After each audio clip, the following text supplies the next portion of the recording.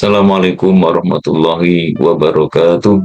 Bapak Ibu sekalian, Alhamdulillah kita sudah berada di kultum yang ke-26.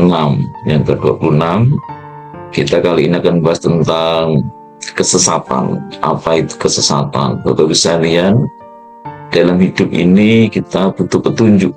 Ya, ibarat orang naik sepeda motor agar tidak tabrak sana, tidak tabrak sini, perlu ada petunjuk, perlu ada pemahaman terhadap aturan lalu lintas, kapan berhenti, kapan hati-hati, kapan boleh berjalan. Nah, itu harus dipahami betul petunjuk itu. Kalau enggak, maka akan terjadi kesemrawutan, tabrakan sana, tabrakan sini, karena merah harusnya kita berhenti malah kita jalan, lampu kuning harusnya hati-hati malah kita terobos, dan lain sebagainya.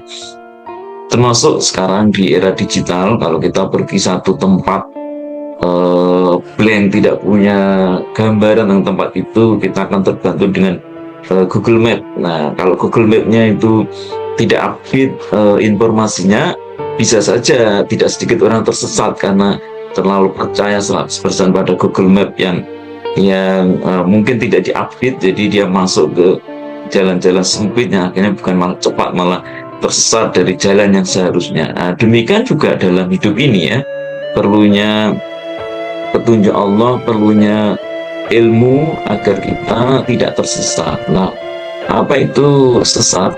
Imam Ibnu Katsir menjelaskan, ad-dalluna humul ladzina faqadul ilma. Jadi orang sesat itu orang yang kehilangan ilmu, orang yang tidak memiliki ilmu. Fa'amilu bighairi hudan, maka dia akan beramal tanpa petunjuk. Ya, akibatnya apa? Jika beraktivitas tidak menggunakan petunjuk, fadallu an thoriqil haq, dia tersesat dari jalan kebenaran. Jadi disinilah pentingnya kita belajar agama agar hidup ini mendapatkan petunjuk yang benar, tidak tersesat di jalan yang salah. Itu pentingnya. Kemudian Imam Tobari memberikan tambahannya tentang sesat. Beliau katakan, ad-dalalu wa dhahabu an thoriqil mustaqim. Jadi sesat adalah berpaling dari jalan yang lurus.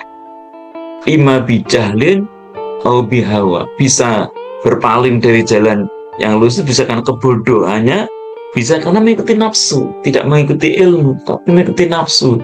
Dan nafsu inilah yang menghalangi kita taat pada petunjuk Allah. Jadi kita tidak boleh mengikuti nafsu kita yang liar. Nafsu harus diarahkan, harus ditundukkan dalam ketaatan kepada Allah Subhanahu wa Ta'ala. Untuk mempertegas lagi, saya kira perlu saya kutipkan lagi apa yang disampaikan Imam Ibnul Qayyim ya. Beliau katakan, ad-dalalu naw'ani. Sesat ada dua. Yang pertama, dolalun anil ilmi wal haqqi, sesat dari ilmu dan kebenaran. Karena nggak punya ilmu, karena menjalani hidup ini tidak di jalan yang benar.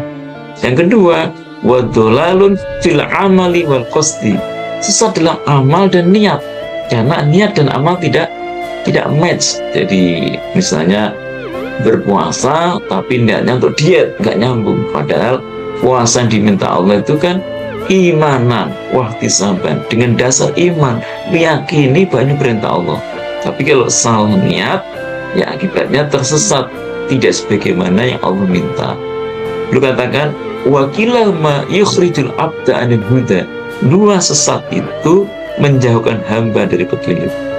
Karena itu Bapak sekalian, mari kita gunakan di akhir-akhir Ramadan untuk melakukan refleksi diri kita. Perlu betul-betul menyempatkan waktu kita belajar agama, sehingga ada progres pemahaman kita.